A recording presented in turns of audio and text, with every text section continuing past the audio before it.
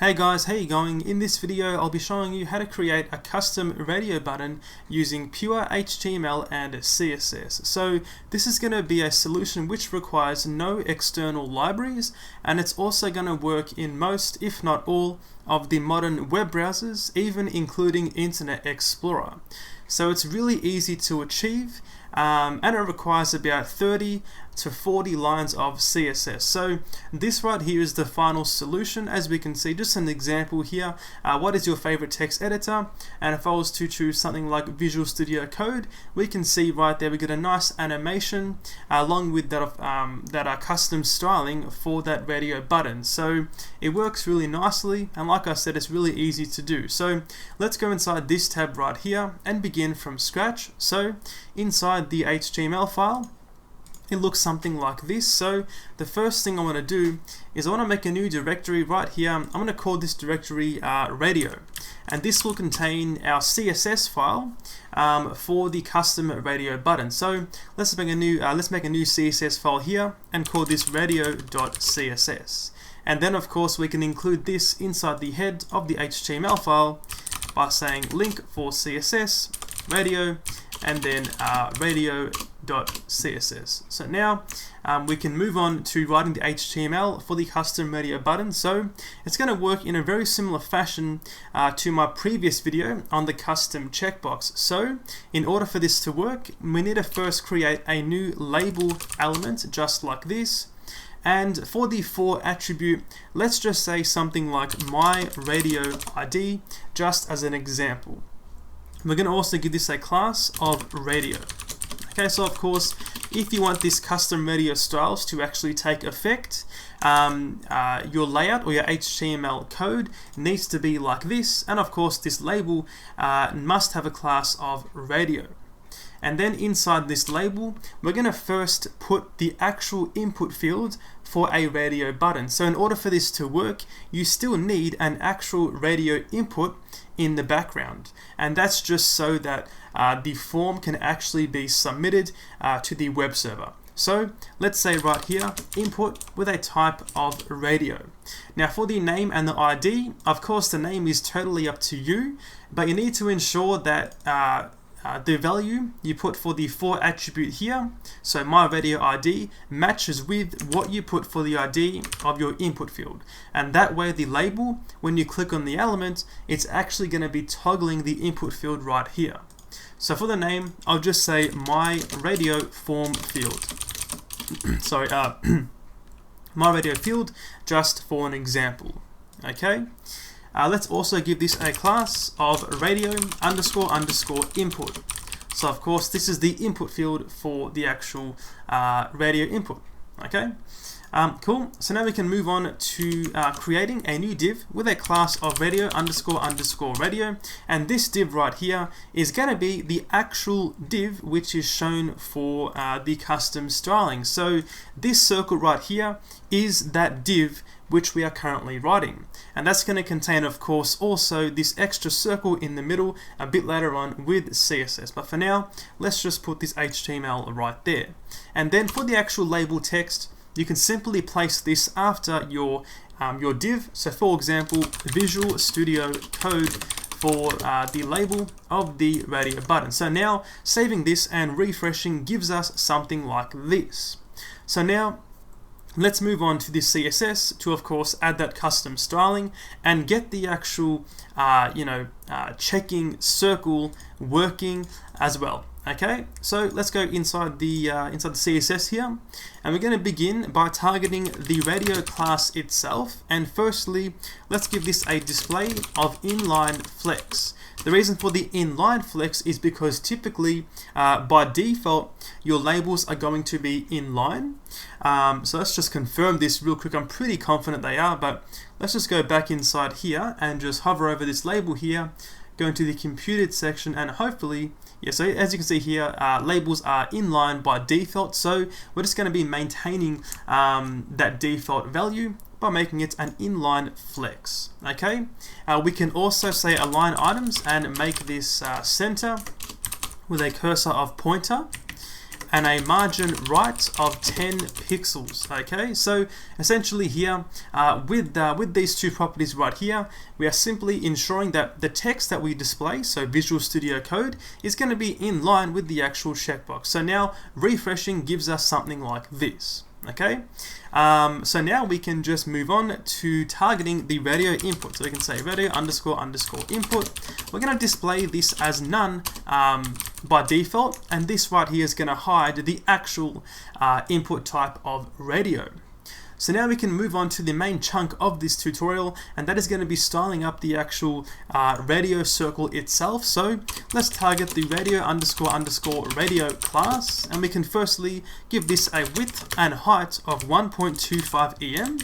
So the reason for using the EM relative units is to keep up with the current font size. So if you decide you want to make this font size for the radio a lot bigger, then the scale of your radio of your custom input is going to scale with that. So it's going to get larger as your font gets larger. Okay, that just means 1.25 the current font size. We can also say border and make this 2 pixels and then solid, and then D8, E4, E2. That is the color I've chosen. Essentially, it's just a lighter shade of what you're going to be using for the circle when your radio is selected. So basically, this color right here is a lighter version of the green inside there. You may choose to follow that same convention. We're going to also be saying a border radius here of 50% and also a margin right of 10 pixels. So the border radius here is going to ensure that this right here is going to be a circle, and a margin right is going to add a 10 pixel margin between the radio component itself and also the text next to it. Okay, along with a box sizing of border box and some padding of 2 pixels. So these two properties here are important for styling the circle in the middle.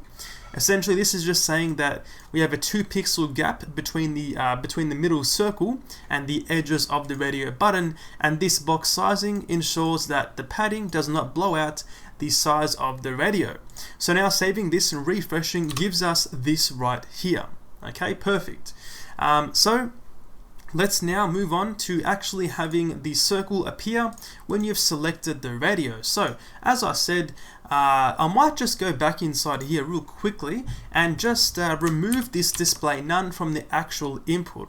So let's just go back here and refresh, and now as we can see, if I was to click on the label, because all of this stuff right here is wrapped inside the label, so when I press on the label, assuming that the ID here matches the input here, this should actually be checked. So I'm going to click on this and we can see it is now checked. So that is what's happening behind the scenes when we click on the custom radio input. So we can take advantage of the CSS pseudo class that is called checked in order to display and hide the actual circle in the middle.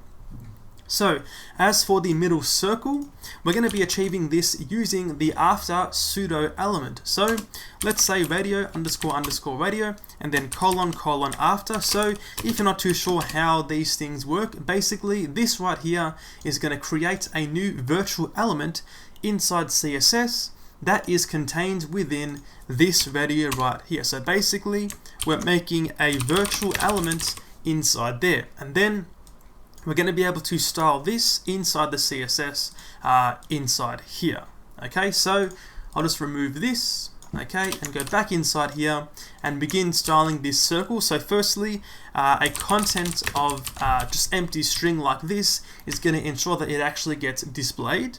Along with this, let's say width 100% and a height of 100% and a display of block.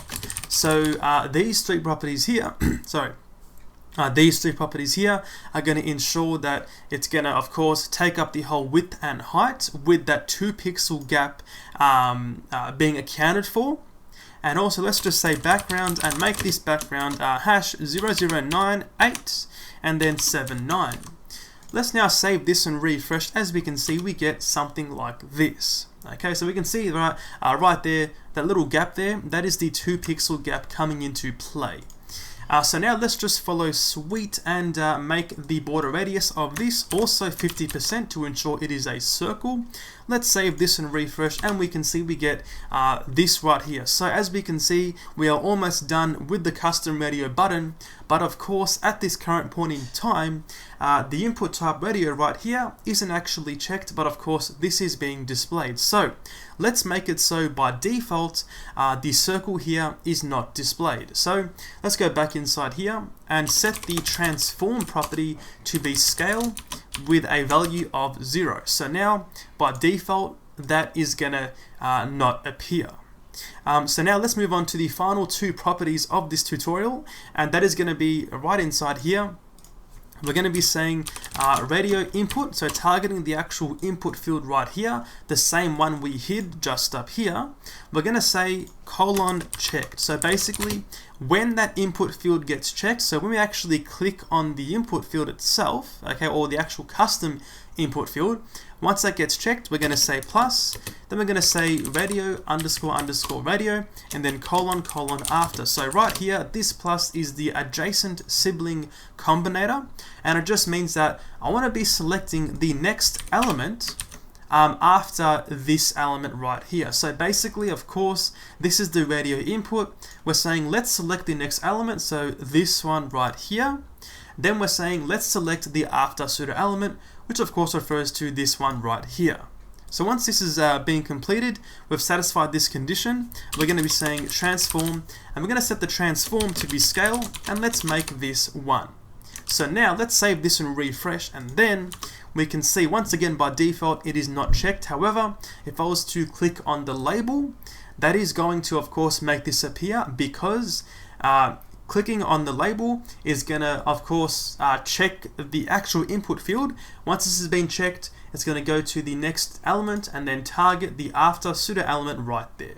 Okay, so one last touch for this to work is going to be adding a transition to make it have a nice transition animation when clicking and deselecting from the radio. So back inside here, this can be easily achieved by saying transition on the actual after pseudo element and saying transform, and we're going to make this 0.15 seconds. So basically it's going to take 0.15 seconds to go from a scale of 0 to a scale of 1 when it gets checked or unchecked.